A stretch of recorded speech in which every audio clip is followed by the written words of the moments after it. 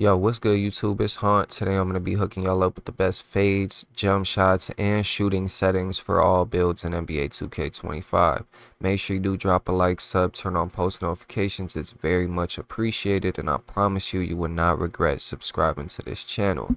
Now, the first thing I'm going to show you guys is the fade, just so you guys can see, how smooth the fade looks. This exact same fade, the reason why I like it is because you could get this same fade on all of your builds. So if you have a tall guard, small guard, you could be rocking the same fade.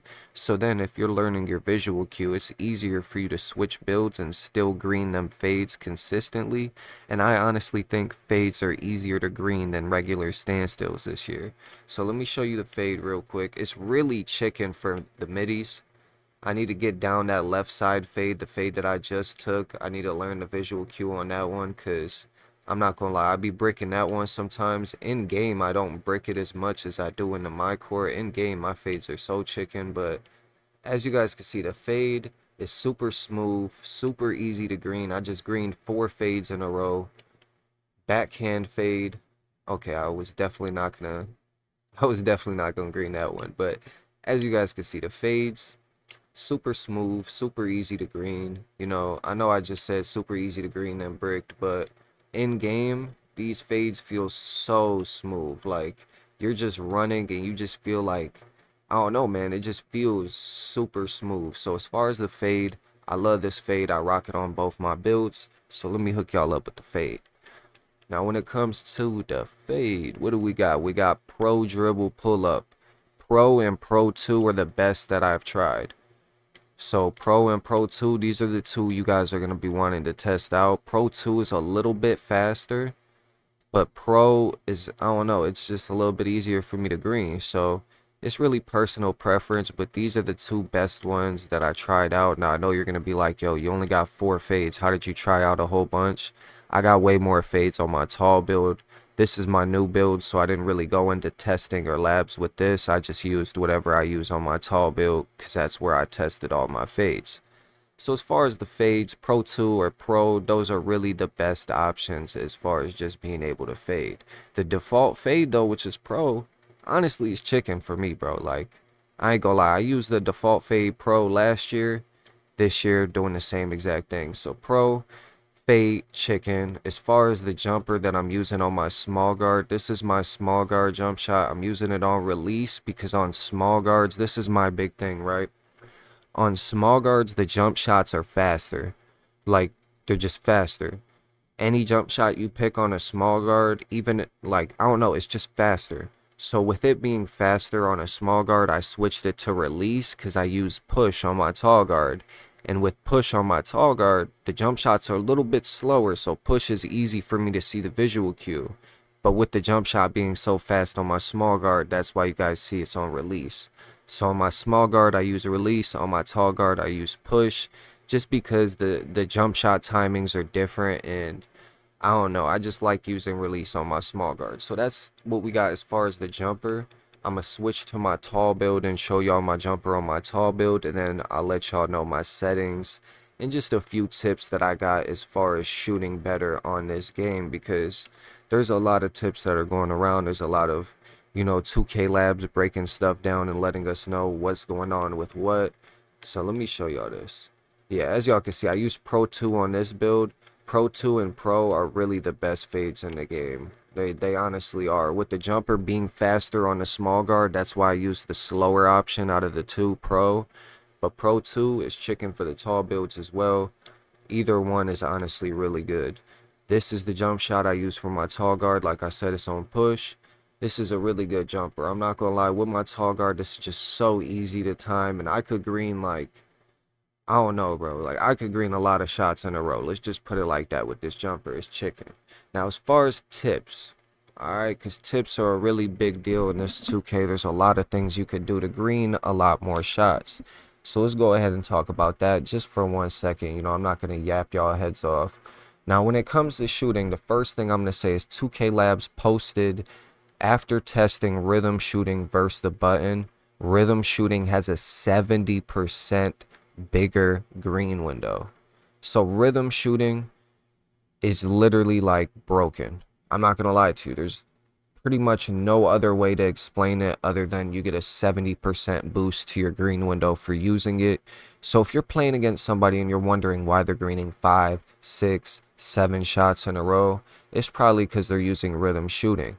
Now, rhythm shooting is one of the biggest additions to this game and is one of the biggest things that can help you shoot consistent if you learn it, especially for spot ups. If you're a spot up, I would consider learning this ASAP, because as a spot up, if you switch your right stick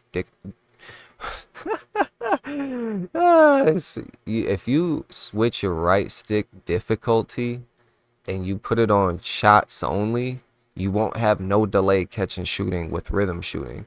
And as a spot up, if you're open, the odds, bro, like, you just gotta learn rhythm shooting if you're a spot up. That's like one of the biggest tips that I could give you. 70% boost to your green window. You definitely need to do that. 2 more tips I'm gonna give you: play with hot zones, play with boosts, or don't. Don't sit here and go from having boosts to not having boosts to having hot zones to having cold zones, because all of those things affect your jump shot speed. If you put boost on and then you run out of boost and play without boost, your jump shot's going to go from faster to slower. And you're going to think, oh yeah, I'm bricking because I ain't got boost on. But in reality, your jump shot's just slower and you don't know the timing without boost. It's not really the boost itself, it's just the effect that having boost has on your player. And it's the same way with hot zones. If you don't have hot zones, you're going to feel the difference and you're going to be going from cold zones to hot zones. It's going to be just like going from boost to no boost to boost. It's really inconsistent, and it's going to make you shoot inconsistent because you're getting inconsistent timings. Stick with one or don't. Either use the boost and, you know, grind your hot zones, or don't do it at all, because you're going to mess yourself up if you keep going back and forth, back and forth, back and forth. One game you have Gatorade, next game you don't have Gatorade. One game you have boost, next game you don't have boost. Stop doing it. It's making you inconsistent. It's something you're definitely going to want to throw in the trash. Now, another thing I'm going to go ahead and talk to y'all about real quick is rhythm. With rhythm shooting, that also means Zens are overpowered again this year. So, I mean, that's just something that comes with everything in 2K21. When they first added shot aiming, Zens were the best they ever been in 2K history. And honestly, I expect close to the same thing for this game. You know, this is their first time adding in a new thing. 70% boost to your green window. There's no way Zeners aren't going to take advantage of that, and this will probably end up being another year just like 2K21. Now, let's not talk about that. If you are using rhythm shooting, though, now I'm going to give y'all some advice here. If you're using rhythm shooting, normal risk seems to be the wave for shot timing profile, okay? Now I'm gonna tell you why, because you could rock it really either way, don't get me wrong, but I've seen people with the normal risk reward, and if they green one shot but white the other one, because there's 2 different timings you have to green with rhythm shooting. If they green one and white the other one, I've seen a lot of people make shots on normal risk. But if you green one and white the other one on high risk, the odds are you're going to miss it. Now, I don't know what the green window boost difference is on high risk compared to normal risk for the rhythm shooting. I don't know if that affects the 70% boost. All I do know is it seems like normal risk is easier to green consistently with rhythm shooting, and to even just make whites with rhythm shooting. But I don't know. Obviously, I use high risk because I shoot a lot with square. And when I do use the stick, it still seems really easy to use rhythm shooting with high risk. The only thing with high risk is I have not made a single white this year all year round. I've seen people make earlies, literally earlies, not slightly early, no. Last night, some dude made a early in my lock's face. Early. Didn't even time it, didn't even try. This was a 60 overall. No, it was not basketball, guys. And he made it.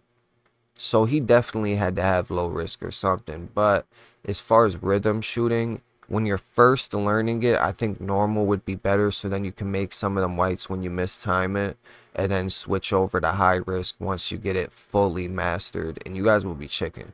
So as far as settings, as far as jump shots, as far as tips, that's what I got for y'all. If you need any more tips, just check out any of my other jump shot videos, because I try my hardest in every single video to not just throw the jump shot at you and just tell you to have a nice day. I try and let y'all know every possible tip I can to help you shoot better. Sometimes I might have more than others. Sometimes I might be thinking about things I'm not thinking about in other videos. So it's really just, you know, watch them, see what you can do, and you guys should be straight. But until the next time, your boy Hunt is out. This is everything you need as far as dribble pull-ups, jump shots, you know, tips, and everything of that nature. Till the next time, yeah, I'm out, man.